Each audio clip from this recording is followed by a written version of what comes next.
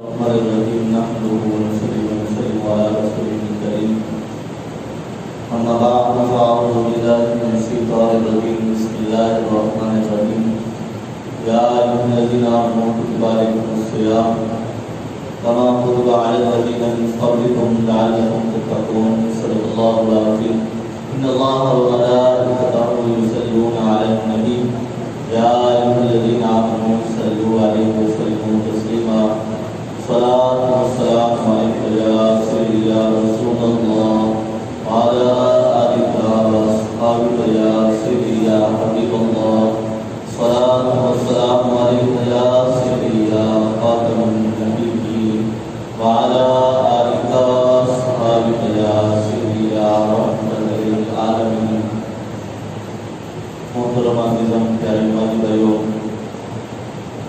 ماہ رمضان مبارک کی آمد سب کو مبارک ہو۔ رب ذوالجلال خالق کائنات مالک روز سما کا کروڑ کا شکر ہے، اللہ پاک نے ہمیں ماہ رمضان مبارک کا یہ مہینہ دیکھنا نصیب فرمایا۔ آج کا موضوع روزے کے مقاصد اور تقاضے کے حوالے سے ہے کہ روزہ کا مقصد کیا ہے اور اس کا تقاضا جو ہم سے روزہ کرتا ہے اس حوالے سے ہے۔ اس کے مقصد کے بارے میں سماعت کیجیے کہ رمضان مبارک کے روزے کا مقصد کیا ہے۔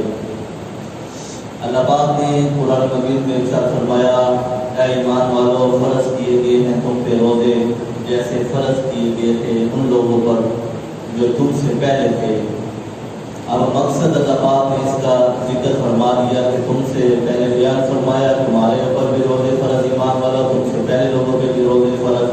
اب مقصد اللہ پاک نے ذکر فرمایا ہے فرض کیوں کیے گئے، لعلکم تتقون، تاکہ تم پرہیزگار بن جاؤ، تاکہ تم پرہیزگار بن جاؤ۔ آدم علیہ نبی علیہ السلام سے لے کر ہمارے نبی تک جتنے انبیاء کرام علیہ السلام تشریف لائے ان سب کی امتوں پر روزے فرض کیے گئے تھے۔ اس آیت میں بتلایا گیا ہے کہ یہ روزے صرف تم پر ہی فرض نہیں کیے گئے ہیں بلکہ امم سابقہ پر بھی فرض تھے۔ اللہ تعالیٰ نے روزے کا بڑا مقصد یہ بھی بیان فرمایا تاکہ تم متقی اور پاک بن جاؤ، پرہیزگار ہو جاؤ۔ یعنی روزے سے نفس کی اس کی مرغوبات سے رکنے کی عادت پڑے گی تو نفس سرکش کی اصلاح ہوگی اور شریعت کے احکام جو نفس کو باری معلوم ہوتے ہیں ان کا کرنا سہل اور آسان ہو جائے گا۔ روزہ جسمانی اور روحانی بیماریوں کا علاج بھی ہے، اس کے ذریعے تقویٰ جیسی نعمت حاصل ہوتی ہے۔ متقی جب آدمی بن جاتا ہے تو روحانی بیماریوں کا خاتمہ ہو جاتا ہے۔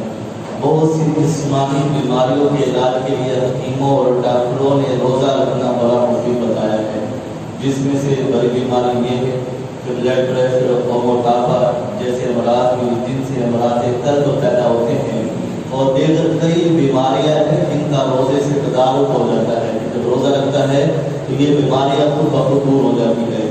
انسان کو روزے کی حالت میں پانی اور کھانے اور کئی دوسری نعمتوں کی قدر کا بھی پتہ چلتا ہے۔ نیز کسی غریب اور مفلس کے بھوکے رہنے کا احساس بھی پیدا ہوتا ہے۔ الغرض روزے کے بے شمار ظاہر و باطنی فوائد ہیں۔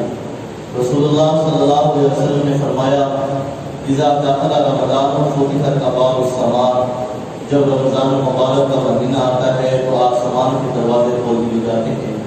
اور یہ بھی حدیث میں آیا ہے کہ جنت کے دروازے کھول دیے جاتے ہیں اور دوزخ کے دروازے بند کر دیے جاتے ہیں، شیاطین کو جکر دیا جاتا ہے۔ فتحت ابواب الرحمہ، اور رحمت کے دروازے کھولے جاتے ہیں۔ یہاں پر ایک اعتراض کیا جا سکتا ہے کہ جب شیاطین کو جکر دیا گیا ہے تو پھر انسان گناہ کیوں کرتا ہے؟ اس کا جواب یہ ہے کہ وما ابرئ نفسی ان النفس لامارۃ بالسوء، کہ نفس ہمارا جو ہے یہ انسان کو برائی کی طرف ابھارتا ہے۔ پورا سال اس کا سرکش نفس جب اس کو گناہ کرنے پہ ابھارتا رہتا ہے اور گناہ اس سے کرواتا رہتا ہے تو وہی نفس کی وجہ سے جو ہے انسان جو ہے اپنی نفس ہمارا کی وجہ سے جو ہے گناہ پہ پھر وہ کر لیتا ہے۔ تو اسی حوالے سے حضرت ابو ہریرہ رضی اللہ عنہ سے بھی یہ روایت ہے کہ نبی کریم صلی اللہ علیہ وسلم نے فرمایا من صام رمضان ایمانا واحتسابا غفر له ما تقدم من ذنبه، جو شخص ایمان و اخلاص سے رمضان مبارک کے روزے رکھے اللہ تعالیٰ اس کے پچھلے گناہوں کو دیتا ہے، اللہ رب العزت اس کے پچھلے گناہوں کو معاف فرما دیتا ہے۔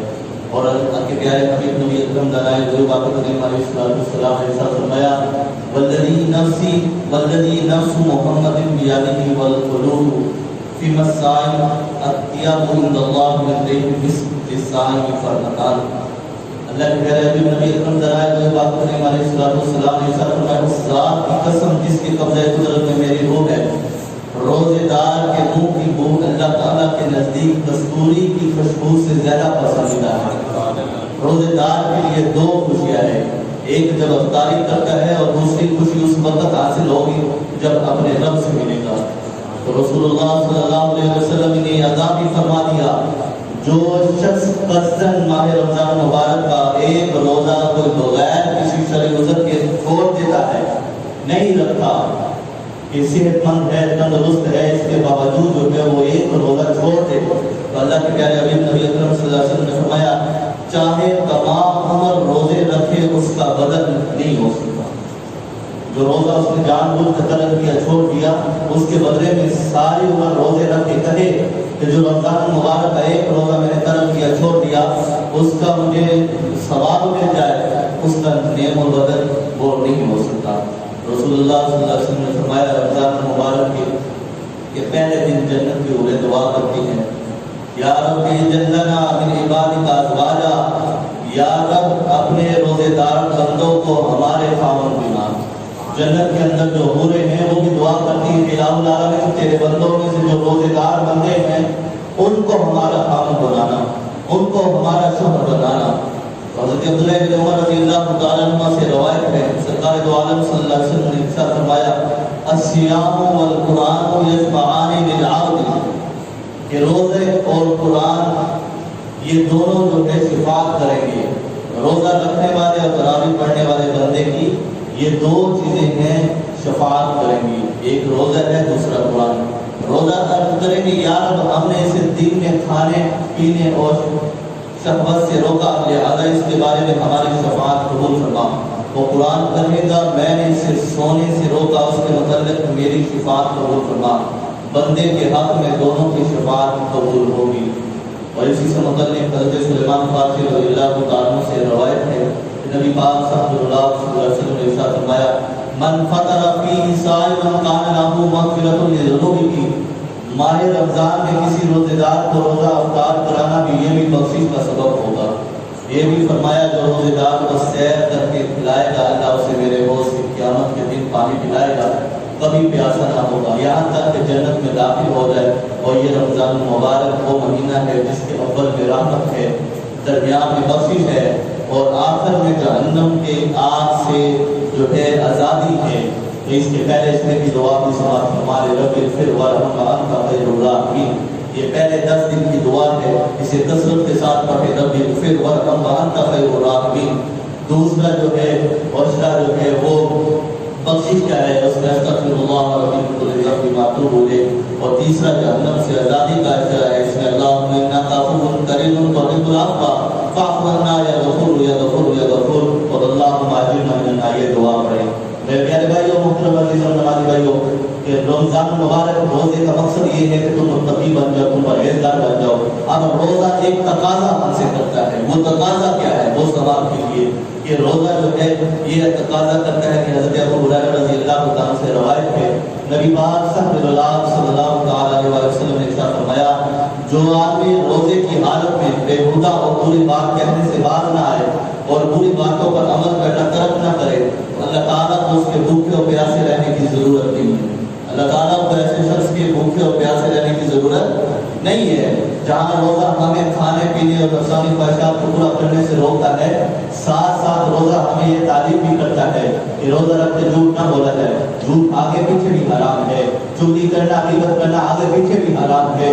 لیکن روزے کی حالت میں اگر خدا نہ خاصا کوئی ایسا گناہ کرتا ہے جس گناہ کی پکڑ بھی زیادہ ہوگی اور یہ اس کے لیے سزا کا جو ہے سبب بھی بن سکتا ہے.